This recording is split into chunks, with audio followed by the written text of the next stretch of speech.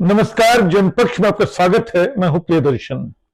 दोस्तों, आज मैं उर्दू के दो उपन्यासों पर बात करना चाहता हूं जो बीते एक दो बरस में प्रकाशित हुए हैं और जिनको पढ़ते हुए ख्याल आया कि उर्दू अदब से, उर्दू साहित्य से इन दिनों हमारा परिचय शायद कुछ कम होता जा रहा है। क्योंकि सच है कि उर्दू साहित्य में जो शायरी की परंपरा है उसको तो हम लोग हिंदी में ठीक से पहचानते हैं। लेखकों में भी, उपन्यासों में भी या कथा साहित्य में भी, चाहे कुतुबुद्दीन हैदर हों, चाहे मंटो हों, कृष्णचंद्र हों, राजेंद्र बेदी हों, और आप चाहें तो उसमें और भी कई नाम जुड़ते चले जाते हैं, इंतजार हुसैन हों, वो सब हम लोगों के पढ़े हुए हैं। इस्मत चुगताई हों, लगता है कि वो बिल्कुल हमारी अपनी परंपरा के लेखक हैं। उनको उर्दू का लेखक मैं मानने से इनकार करता हूं। ये सब मेरे लिए हिंदी के लेखक हैं। लेकिन सच्चाई ये है कि इन दिनों हिंदी जैसे एक उपेक्षित भाषा है अपने ही समाज में, साहित्यिक भाषा के रूप में, वैसे ही उर्दू लगातार पराई बनाई जा रही भाषा है। बल्कि यह बड़ी हास्यास्पद सी चीज एक मैं अक्सर देखता हूं उर्दू के साथ, कि जब भी कहीं पुलिस वाले छापा मारते हैं और आतंकियों की तलाश करते हैं तो पाते हैं कि वो लिखते हैं कि संदिग्ध उर्दू साहित्य मिला, यानी उर्दू में जो कुछ भी लिखा है वो संदिग्ध है। खैर, इस मूर्खतापूर्ण बात को छोड़ देते हैं। आज जिन दो उपन्यासों की बात मैं करना चाहता हूं उनके लेखक हैं अशअर नज़मी, ASHARNAZMI, अशअर नज़मी। और इनका उपन्यास सबसे पहले मैंने जो इसी वर्ष छप के आया है हिंदी में, कांग्रेस हाउस पढ़ा। जब कांग्रेस हाउस पढ़ा तो मैं हैरान रह गया। ये कितनी आधुनिकता वाले मिजाज के साथ, कितने गंभीर शिल्प के साथ, कितने जतन के साथ लिखा गया उपन्यास है। ये उपन्यास कहने को छोटा सा है, यानी अगर पृष्ठ संख्या देखें तो सिर्फ 130-35 पृष्ठों में सिमट जाने वाला उपन्यास। लेकिन इसके बावजूद इसमें कई तहें हैं। कहानी जो शुरू होती है एक रेप के केस की कहानी है। फिर पता चलता है कि रेप का केस जिसके साथ हुआ है वो शायद नाचने वाली है। फिर पता चलता है कि जहां हुआ है उस इमारत को लोग कांग्रेस हाउस के नाम से जानते हैं। फिर धीरे धीरे ये उपन्यास इतिहास की गली में दाखिल होता है। इसमें नेहरू आते हैं, गांधी आते हैं, इसमें दूसरे किरदार भी चले आते हैं और भारतीय आजादी की लड़ाई के दौरान जो मूल्य थे उनकी बातचीत होती है। फिर हम पाते हैं कि उपन्यास हमारी मनोवैज्ञानिक निजी तकलीफों से होता हुआ हमारे राष्ट्रीय, राजनीतिक, सार्वजनिक विमर्श तक चला आता है। इसमें जो अयोध्या का आंदोलन है किसी स्टीरियोटाइप ढंग से नहीं, बल्कि इस तरह मुंबई के दंगे जो हैं वो सब आते हैं और इतनी सूक्ष्मता से आते हैं। वो जिस तरह एक निजी तकलीफ को कैसे एक सार्वजनिक रूप दिया जाता है, कैसे वो एक ग्रंथि में बदल जाता है, और वो निजी संबंधों का पूरा जाल, ये कहानी बता के मैं आपका वक्त और जायका दोनों बिगाड़ना नहीं चाहता हूं। लेकिन मैं इसको पढ़ता गया एक सांस में और मैंने पाया कि इसमें कई तरह के प्रयोग हैं। और जो सबसे बड़ी बात है, मतलब वो कई जगह पे लगता है कि ये बिल्कुल जादुई यथार्थवाद की शैली में, मैजिकल रियलिज्म की स्टाइल में लिखा गया नॉवेल है।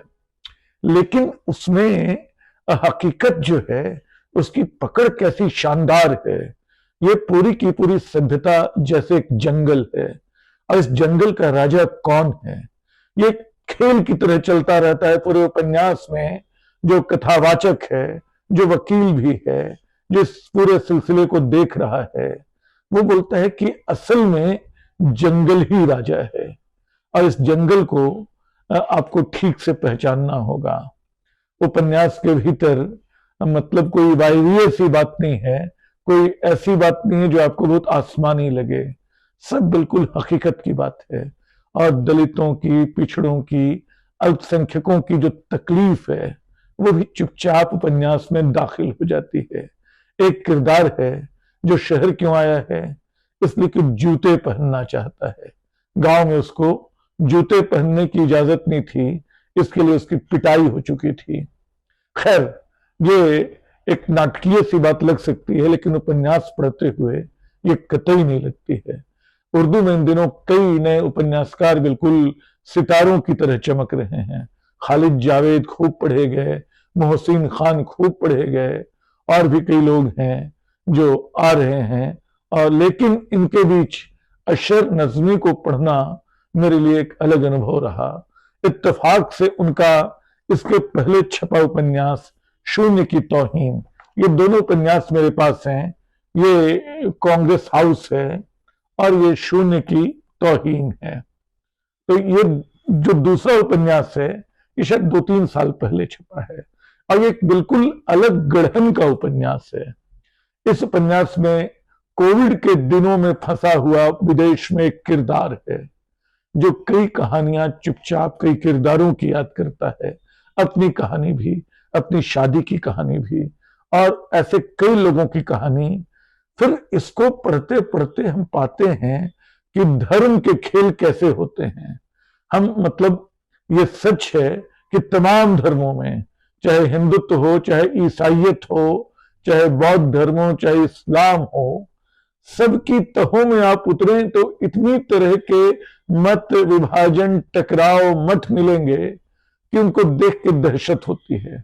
और उनके बीच तरह तरह के खिलाड़ी मिलेंगे, अपना मत साधने वाले, अपना हित साधने वाले लोग। मुझे याद आया उम्बेर्तो इको का उपन्यास रोज इज द नेम, खाली नाम गुलाब का के नाम से उसका हिंदी में भी अनुवाद सुलभ है। वो उपन्यास बताता है कि चर्चों के भीतर क्या हो रहा है, और ये उपन्यास अलग अलग इस्लामी धाराओं के भीतर कैसे जो कम यकीन करने वाले लोग हैं, जो खुद को नास्तिक मानने वाले लोग हैं, जो संदेहवादी लोग हैं, कैसे वो अकेले पड़ते जाते हैं, कैसे मुल्क उनके लिए पराये होते जाते हैं, कैसे लगता है कि सिर्फ मौत के अलावा उनके हिस्से कुछ नहीं आना है। इसमें तरह तरह की कहानियां अलग अलग किरदारों की, एक किरदार एक महिला है, एक लड़का पाकिस्तान का है, इन सब की कहानियां, और वो कहानियां बताती हैं। कोई पहले बहुत कट्टर मुस्लिम हो गया, धीरे धीरे लगा कि वो बिल्कुल जिहाद के रास्ते पे चल पड़ेगा, फिर उसको समझ में आया कि व्यर्थता इसकी कितनी बेकार है, कैसे वो यूरोप के संपर्क में आता है, कैसे वो बदलता है। ये कहानियां मैं बताना नहीं चाहता हूं आपको। कहानी बताना आसान काम भी नहीं है, शायद ये मुश्किल काम, मैं इसलिए भी इस मुश्किल काम से बच रहा हूं। इसका उपन्यास का नाम बेशक शून्य की तौहीन, मुझे उपन्यास का जो क्लास है उससे थोड़ा सा उर्दू में शायद बेहतर हो, सिफर की तौहीन या जो भी रहा हो मैं नहीं जानता हूं। हिंदी में शून्य की तौहीन मुझे थोड़ा सा चौंकाने वाला लगा। लेकिन अशर नज़मी एक ऐसे लेखक हैं हमारे समय के जो मौजूदा हकीकत को, इतिहास को, तारीख के पन्नों को बिल्कुल तटस्थ ढंग से पलटते हैं।